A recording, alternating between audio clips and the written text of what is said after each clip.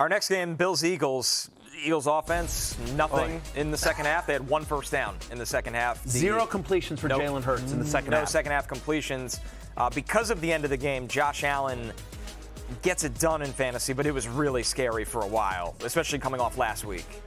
This is probably more of an NFL conversation but it just feels like Josh Allen is out there by himself. The receiver, Brandon Cooks had 6 targets in this game. What are we doing?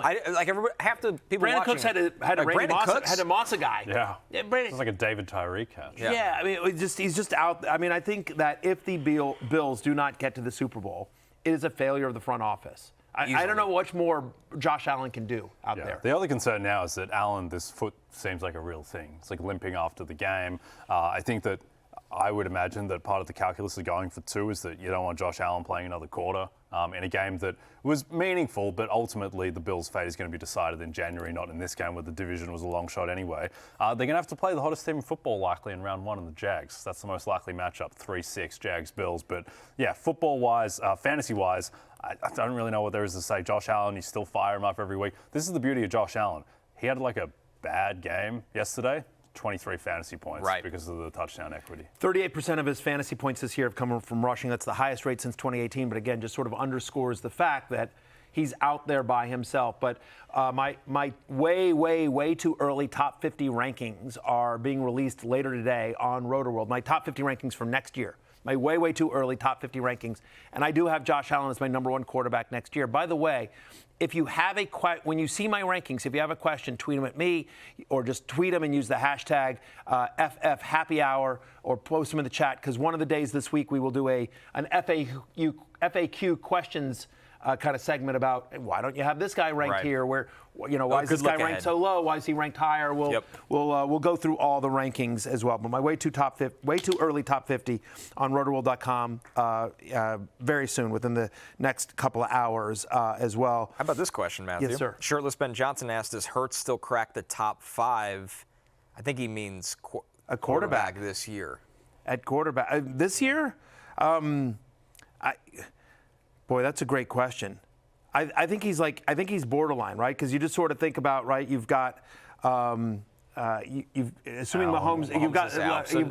Let's just do it Allen, for next year then. Right, but you've got Allen, May. You've got Lamar, you've got Drake May. That's my top 3 is Allen, May, Lamar. Yep. How do you rank a healthy Jaden Daniels? I'd rank Jaden Daniels above Jalen Hurts. I would Jaden Daniels ahead of him.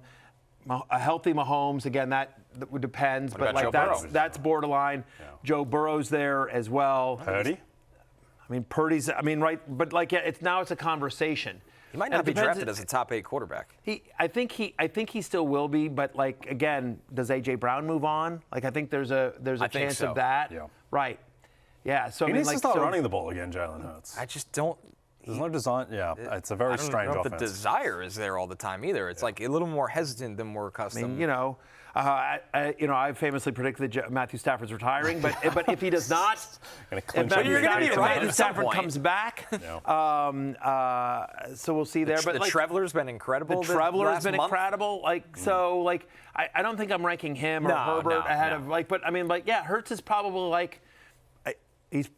if he is a top 5 quarterback, it's at number 5. And so it sort of depends on what happens in the offseason there. But certainly his fantasy value is down than where it was at the beginning of the year. 3rd straight game with under 200 passing yards. It's his 9th different game this season where he threw for under 200 passing yards. And it's fifth game with under 15 fantasy points. He only had 2 of those last year. I think the difference is because he's never been a huge volume passer, but it's the lack of the rushing. Yep. It's the lack of the tush pushes, which hasn't been near. They haven't done it as much this year, and when they have done it, it hasn't been as effective, Connor. Right, that's the problem. You need that. Yes. So once that cuts down the rate, you're like, oh boy. By the way, Jay, you've created this obsession in the chat with them all saying voluminous. Voluminous. I see it about every 4. It's like aluminium. In the chat comes from Illuminous. This one from the SEC man 01. Hurts stats were not voluminous. That's correct. They were not voluminous. Anti-voluminous. Yeah, lacking in volume. I'll tell you, one of the players that's going to be really, really tough to rank next year is Saquon Barkley, who, again, we thought.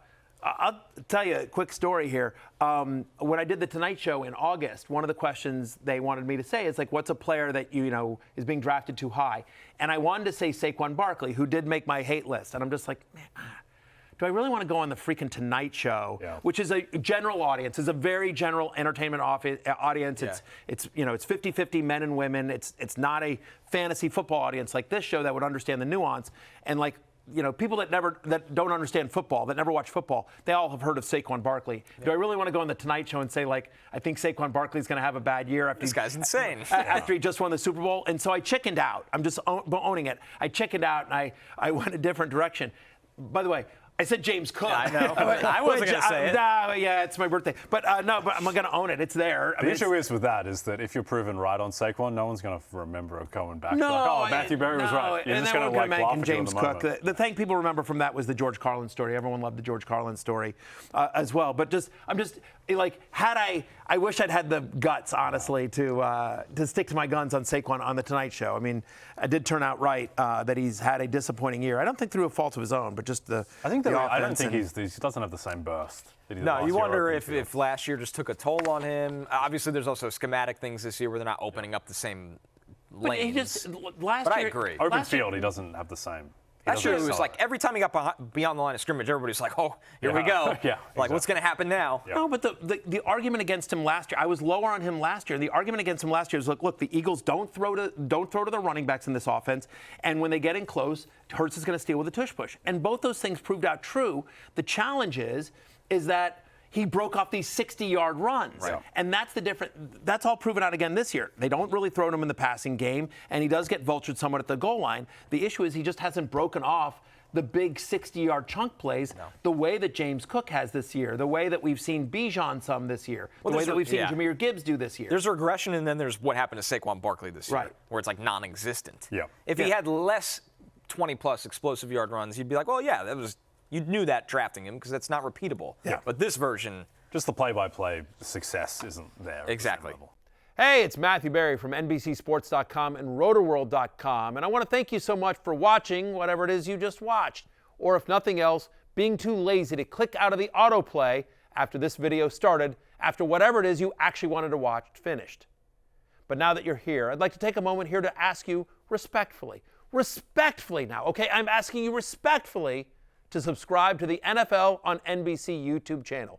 You'll get the latest RotoWorld fantasy news headlines, all sorts of great shows, including my own Fantasy Football Happy Hour. So go subscribe now. Again, I'm asking respectfully.